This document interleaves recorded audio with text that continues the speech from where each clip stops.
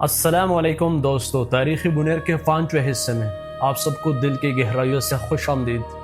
تاریخ صرف گزرے ہوئے زمانوں کا تذکرہ نہیں بلکہ قوموں کی شناخت، غیرت اور مستقبل کا آئینہ ہوتی ہے۔ آئیے اپنے اسلاف کی قربانیوں کو یاد کریں، ان کے عزم و استقلال کو جانیں اور اپنی نئی نسل کو بتائیں کہ آزادی، عزت اور وقار کی یہ داستانیں کن مردان حق نے اپنے خون سے رقم کی تھی۔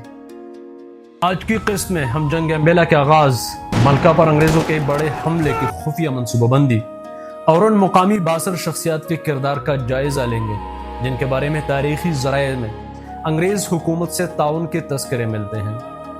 ستانہ کی تباہی کو ابھی زیادہ عرصہ نہیں گزرا تھا۔ مجاہدین ملکہ میں اپنے نئے مرکز کو منظم کرنے میں مصروف تھے، مگر انگریز حکومت نے انہیں سنبھلنے کی مہلت بھی نہ دی۔ فیصلہ ہو چکا تھا کہ اس نئے مرکز کو ہر قیمت پر مٹا دیا جائے۔ گورنر جنرل ہند نے ملکہ پر ایک بڑے فوجی حملے کی منظوری دے دی۔ جنرل نیول چیمبرلین کی قیادت میں ہزاروں سپاہیوں پر مشتمل ایک طاقتور لشکر تیار کیا گیا، جبکہ پشاور کے کمشنر سر رانل ٹیلر نے مردان اور گردنواہ کے بااثر خانوں کو اپنے ساتھ ملانے کے لیے دولت کے انبار لگا دیے۔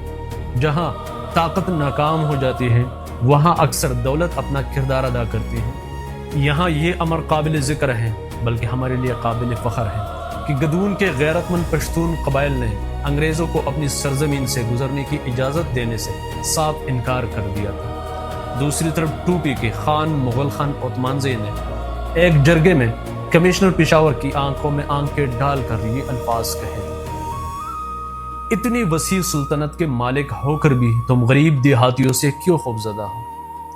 یہ صرف ایک جملہ نہیں تھا بلکہ ایک آزاد قوم کی ضمیر کی آواز تھی جو آج بھی تاریخ کے صفحات میں گونج رہی ہے۔ 19 اکتوبر 1863 کو سوابی، نوے کلے، رستم اور مردان میں انگریز فوج جمع ہونا شروع ہوئی، جہاں انتہائی خفیہ اجلاسوں میں جنگ کا آخری منصوبہ تیار کیا گیا۔ حملے سے پہلے انگریز افسر سیاحوں اور شکاریوں کا روپ دار کر ملکہ جانے والے تمام راستوں کا باریک بینی سے جائزہ لیتے رہے۔ دوسری جانب جنرل سڈنی مجاہدین کو دھوکے میں رکھنے کے لیے گدون کے راستوں کا نمائشی سروے کرتا رہا، جبکہ اصل منصوبہ یہ تھا کہ حملہ امبیلے کے دشوار گزار درے سے کیا جائے۔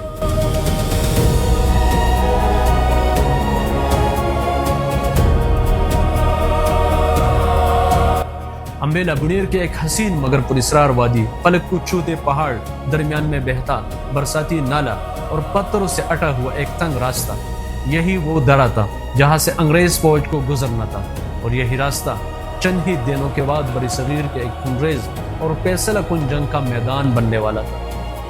ناظرین، تاریخی ریکارڈ کے مطابق رستم کے علاقے چارگلی کے دو بھائی عجب خان اور عزیز خان اس زمانے کے بااثر جاگیردار تھے۔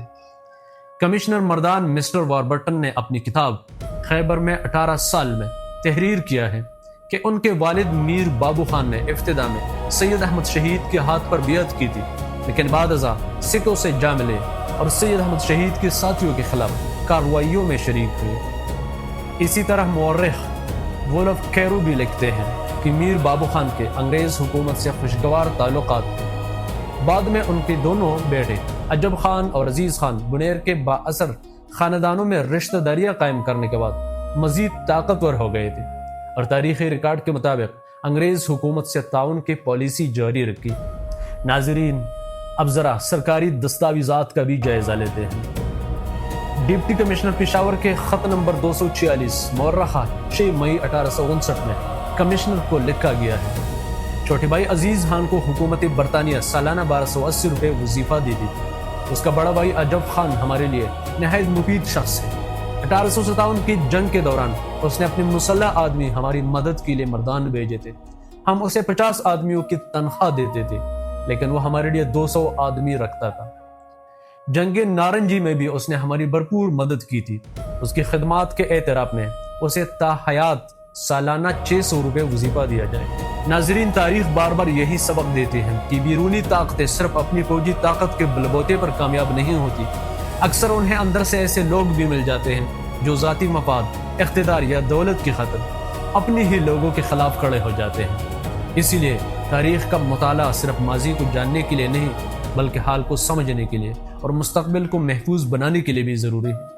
آخر میں صرف ایک بات، جو قوم اپنی تاریخ کو فراموش کر دیتی ہے وہ آہستہ آہستہ اپنی شناخت بھی کھو بیٹھتی ہے، اور جس قوم کی شناخت مٹ جائے اس کا مستقبل بھی دوسروں کے ہاتھوں میں چلا جاتا ہے۔